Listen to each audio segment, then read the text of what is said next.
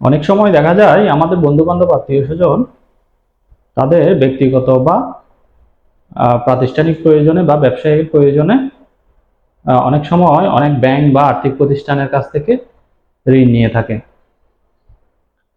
আপনারা দেখবেন এই আর্থিক প্রতিষ্ঠানগুলো ঋণ দেওয়ার সময় যে ঋণ নেয় ওই ব্যক্তির কাছ থেকেও কিছু ব্ল্যাঙ্ক চেক নেয় এবং ওই ব্যক্তিকে বলে যে আপনি আরো 2 জন বা 3 জন জিম্মাদার, চেকের বিপরীতে আরো 2 থেকে 3 জন জিম্মাদার লাগবে। এবং তাদের আরেকটি শর্ত থাকে যে এই জিম্মাদার যারা থাকবে এই জিম্মাদারেরও ব্ল্যাঙ্ক চেক ওই আর্থিক প্রতিষ্ঠানকে বা ব্যাংকে জমা দিতে হবে। এখন এই ব্যাংক বা আর্থিক প্রতিষ্ঠান ওই ব্যক্তি যে ব্যক্তিকে ঋণ দেয় ওই ব্যক্তির কাছ থেকে চেক নেয়, পাশাপাশি যারা জিম্মাদার হয় ওই জিম্মাদারেরও কিছু ব্ল্যাঙ্ক চেক ওরা নিয়ে থাকে। পরবর্তীতে দেখা যায় বাই চান্স যে কোনো দুর্ঘটনার কারণে ওই ঋণ গ্রহীতা যখন ঋণের টাকা পরিশোধ করতে পারে না বা যে কোনো দুর্ঘটনার কারণে ওই ঋণ গ্রহীতা ঋণের টাকা পরিশোধ করতে পারে না, তখন ওই আর্থিক প্রতিষ্ঠান কি করে বা ওই ব্যাংক কি করে, যদি ওই ব্যক্তি যে ব্যক্তি ঋণ নিয়েছে ওই ব্যক্তির বিরুদ্ধে চেকের মামলা দায়ের করে এবং যখন দেখে যে ওই ব্যক্তির বিরুদ্ধে চেকের মামলা দায়ের করে তাদের টাকাগুলা উদ্ধার করতে কষ্ট হচ্ছে, যখন দেখা যাচ্ছে ওই ব্যক্তিকে খুঁজে পাচ্ছে না বা ওই ব্যক্তি মারা গেছে বা অন্য কোনো বিপদ আপদ হয়েছে, তখন ওই ব্যাংক বা আর্থিক প্রতিষ্ঠান কি করে, যারা যারা জিম্মাদার হয়েছিল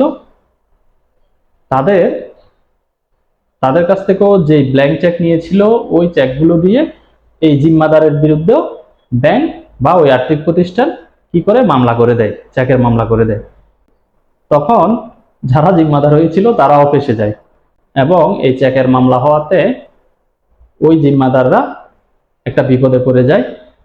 তখন আর উপায় নেই, কারণ হচ্ছে তারা যদি কোনো ব্ল্যাঙ্ক চেক না দিত তখন তাদের বিরুদ্ধে ওই ব্যাংক বা আর্থিক প্রতিষ্ঠান তেমন কোনো পদক্ষেপ গ্রহণ করতে পারতো না। কিন্তু তারা যখন ব্ল্যাঙ্ক চেক জমা দিয়ে দিচ্ছে, তখন ওই ব্যাংক বা আর্থিক প্রতিষ্ঠানের টাকা পাওয়ার চান্সটা আরো বেড়ে গেছে, এতে করে তাদের মামলা করার সুযোগও বেড়ে গেছে। এরপর মামলা হওয়ার পরে এই জিম্মাদার যারা তারা আর উপায় অন্তর না পেয়ে ওই ব্যাংক বা আর্থিক প্রতিষ্ঠানে যেখানে তারা জিম্মাদার হয়েছিল, যে ব্যক্তি ঋণ নিয়েছে ওই ব্যক্তির ঋণ যারা জিম্মাদার হয়েছিল তারাই পরিশোধ করতে হচ্ছে। অর্থাৎ ওদের ওই ব্ল্যাঙ্ক চেক গুলাতে যে ওরা তাদের খেয়াল খুশি মতো একটা অ্যামাউন্ট বসাইয়ে মামলা করে দিছে, এখন ওই অ্যামাউন্টটা পরিশোধ না করলে ওনাদের রক্ষা নেই, ওই জন্য ওনাদের ওই টাকাগুলা পরিশোধ করতে হয়। তাই আমি আপনাদের জানাতে চাচ্ছি যে আপনারা আত্মীয় স্বজন বন্ধু বান্ধবকে সাহায্য সহযোগিতা করবেন, কিন্তু এভাবে ব্ল্যাঙ্ক চেক দেওয়া থেকে বিরত থাকার চেষ্টা করবেন। কারণ হচ্ছে এই ব্ল্যাঙ্ক চেক দিয়ে অনেক ধরনের মামলা হয়, এই মামলাতে ঋণ না নিয়েও আপনি হয়রানির শিকার হবেন। এবার মূল আইনের বিষয় আসি। আইনের বিষয় হচ্ছে যে জিম্মাদারের বিরুদ্ধে কি চেকের মামলা হয় কিনা। আপনি যতক্ষণ পর্যন্ত কোনো খালি চেক দিবেন না তখন আপনার বিরুদ্ধে মামলা হওয়ার চান্স খুব কম। যখন আপনি জিম্মাদার হয়ে ওই ব্যাংক বা আর্থিক প্রতিষ্ঠানকে কোনো খালি চেক প্রদান করবেন, কোনো ব্ল্যাঙ্ক চেক প্রদান করবেন, তখন ওই ব্ল্যাঙ্ক চেক দিয়ে ওই আর্থিক প্রতিষ্ঠান আপনার বিরুদ্ধে চেকের মামলা করতে পারবে। আশা করছি আজকের আলোচনা থেকে আপনারা কিছু শিখতে পেরেছেন। যদি ভিডিওটি দেখে আপনাদের উপকার হয় সেক্ষেত্রে আপনারা আমার পেজটি ফলো করবেন এবং যারা ইউটিউবে দেখছেন তারা আমার চ্যানেলটি সাবস্ক্রাইব করে দিবেন।